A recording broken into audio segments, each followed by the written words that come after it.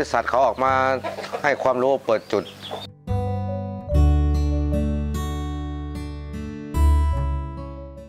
พอดีคนชาวบ้านแนะนำไปให้ไปหัดทำดูครับทางโรงงานออกมาสอนก็เลยพาลูกไปสอนไปหัดน้ำเพลินจ้ะ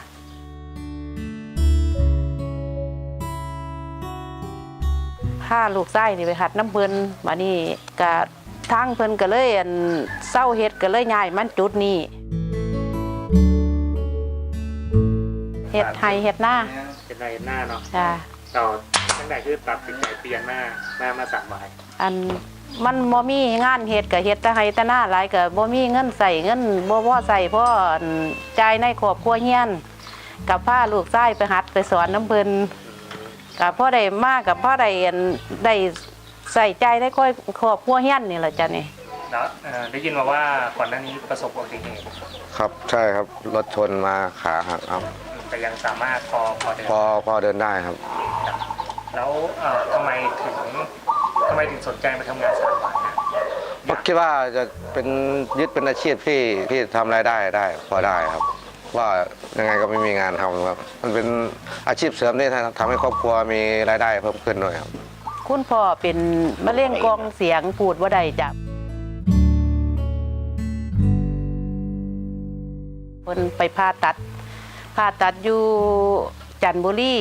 10 กว่าปีแล้วจ้ะ10 กว่าปีเพิ่นพูดว่าถนัดว่าใดเป็นองค์จำเลย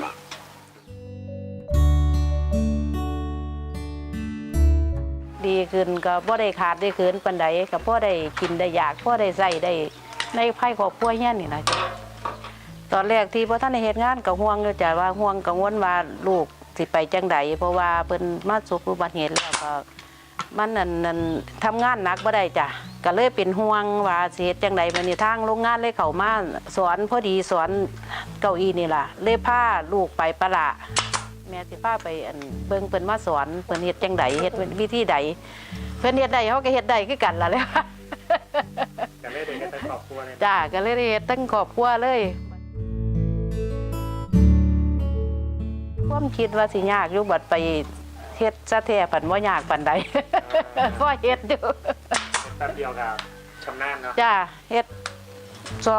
3-4 ปีเขานี่ก็ชำนาญแล้วจ้ะครับคุณแม่เฮ็ดได้หลายไร่ปะหลายแต่ละงวดมากก็ถึงหลายไร่หลายมาบ่คือกันเหมือนก็มีที่นอนแน่ก็มีเก้าอี้แน่มีหลายไร่จ้ะ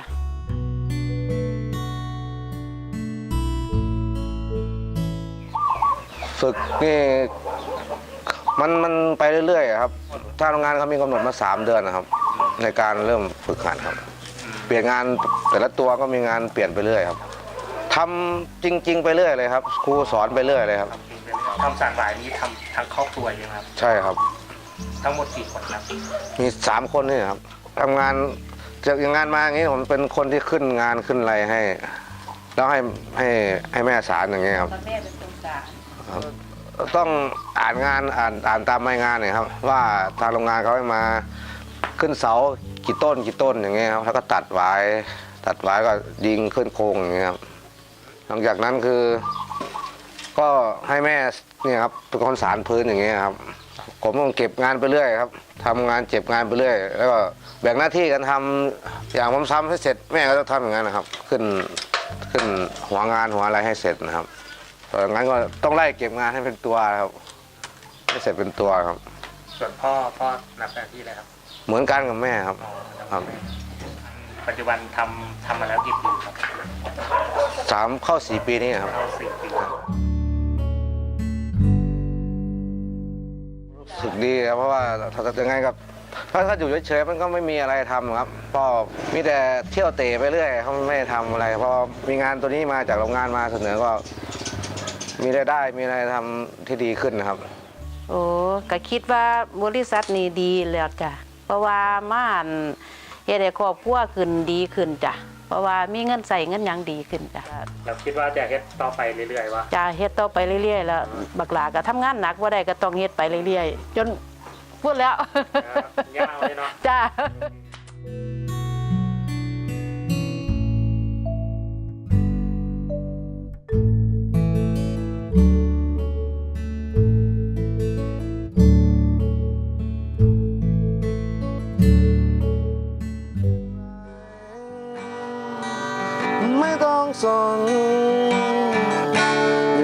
ทนไว้อยู่คนเดียว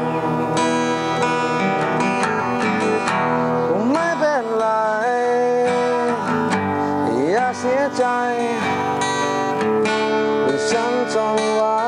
อยู่คนเดียว